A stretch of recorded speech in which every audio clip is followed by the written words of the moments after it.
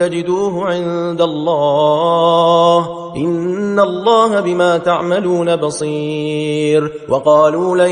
يدخل الجنة إلا من كان هودا أو نصارى تلك أمانيهم قل هاتوا برهانكم إن كنتم صادقين بلى من أسلم وجهه لله وهو محسن فله أجره عند ربه ولا خوف عليهم ولا هم يحزنون. وقالت اليهود ليست النصارى على شيء وهم يتلون الكتاب كذلك قال الذين لا يعلمون مثل قولهم فالله يحكم بينهم يوم القيامة فيما كانوا فيه يختلفون. ومن أظلم ممن منع مساجد الله أن يذكر فيها اسمه وسعى في خرابها أولئك ما كان لهم أن يدخلوها إلا خائفين لهم في الدنيا خزي ولهم في الآخرة عذاب عظيم. ولله المشرق والمغرب فأينما تولوا فثم وجه الله إن الله واسع عليم. وقالوا اتخذ الله ولدا سبحانه بل له ما في السماوات والأرض كل له قانتون بديع السماوات والأرض وإذا قضى أمرا فإنما يقول له كن فيكون. وقال الذين لا يعلمون لولا يكلمنا الله أو تأتينا آية كذلك قال الذين من قبلهم مثل قولهم تشابهت قلوبهم قد بينا الآيات لقوم يوقنون إنا أرسلناك بالحق بشيرا ونذيرا ولا تسأل عن أصحاب الجحيم. ولن ترضى عنك اليهود ولا النصارى حتى تتبع ملتهم قل إن هدى الله هو الهدى ولئن اتبعت أهواءهم بعد الذي جاءك من العلم ما لك من الله من ولي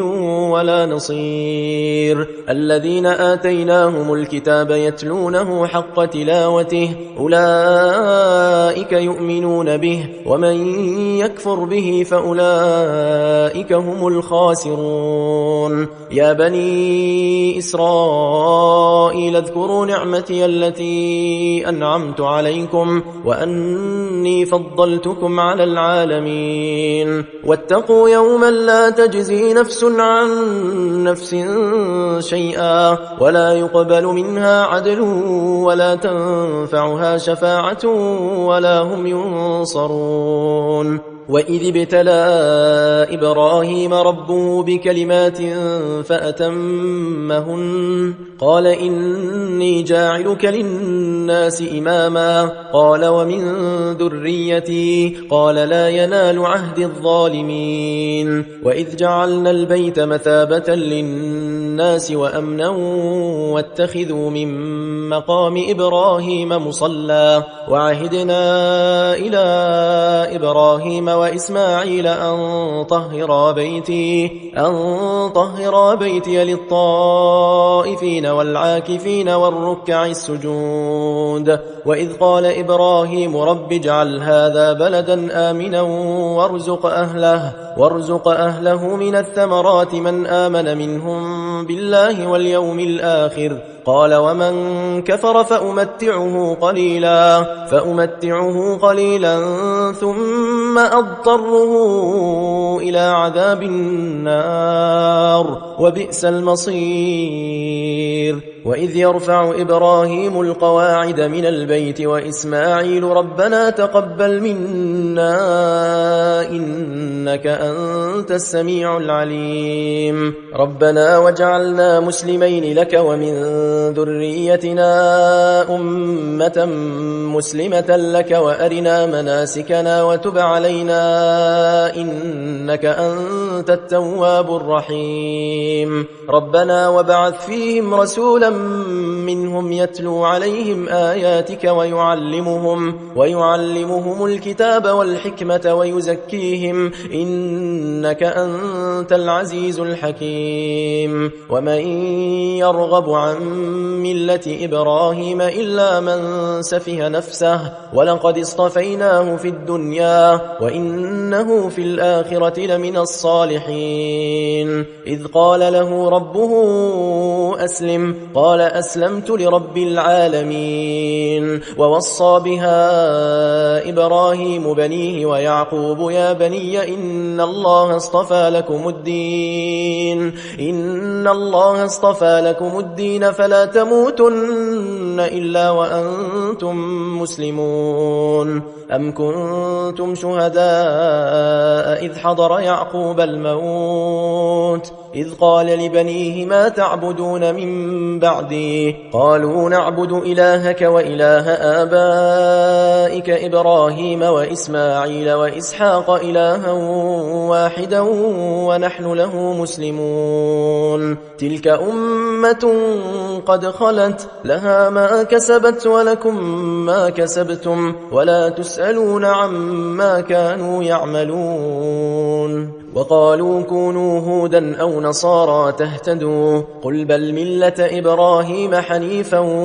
وما كان من المشركين قولوا آمنا بالله وما أنزل إلينا وما أنزل إلى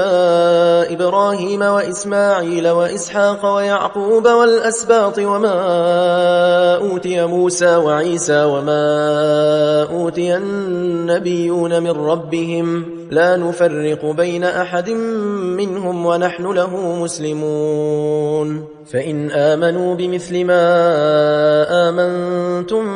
به فقد اهتدوا وإن تولوا فإنما هم في شقاق فسيكفيكهم الله وهو السميع العليم صبغة الله ومن أحسن من الله صبغة ونحن له عابدون